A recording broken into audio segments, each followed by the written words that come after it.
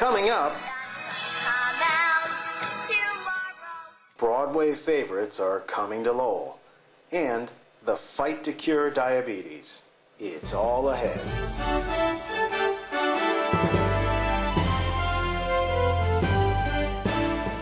Good afternoon and welcome to Suncast.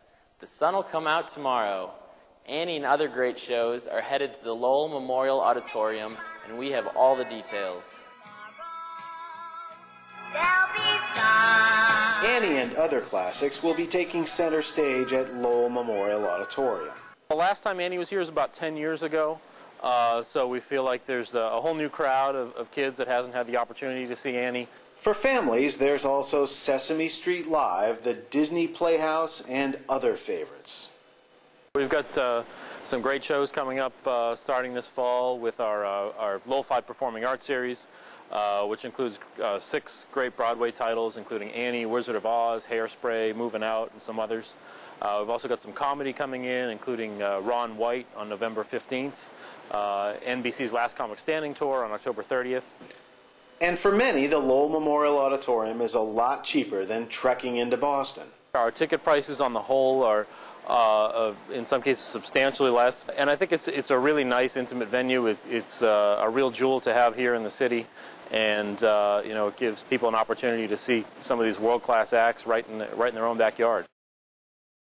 Up next, the race for a cure. A Littleton resident is raising money for critical research, how you can help fight diabetes. I read the research, I read what she was saying. It seemed to be the closest thing we had to a possible cure. It was the first time in over 30 years I had hope. And so I thought, I'm going to put all my efforts into raising money to support this woman. Bernard Farrell is talking about Dr. Denise Faustman. Faustman's lab at Mass General Hospital is currently working toward developing a cure for diabetes. She is firmly convinced that what she has will cure diabetes. Farrell, now 51, has been living with type 1 diabetes for the past 36 years.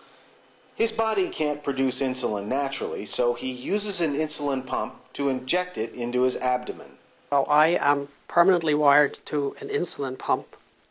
It's this device here. When people see it, they sometimes think it's a mobile phone.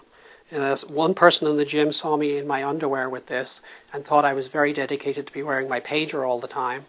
But it basically has a reservoir that contains insulin and this little tube that actually delivers the insulin to me, and then it has a set of controls and a screen here that allow me to control how much insulin to take. Type 1 diabetes, also called juvenile diabetes, is different than the more common type 2 diabetes that can be managed through diet and exercise.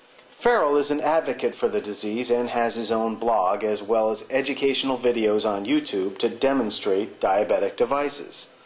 On Saturday, he will compete in a triathalon to raise money for Faustman's research. It's a quarter-mile swim, a 10-mile bike ride, and a 3.5-mile run. And obviously, in all that time, I have to maintain my blood sugar level. I've been very fortunate. I have a large number of people that support me. And I had sort of set myself a goal this year of $3,600. I said, you know, $100 for each year I have diabetes.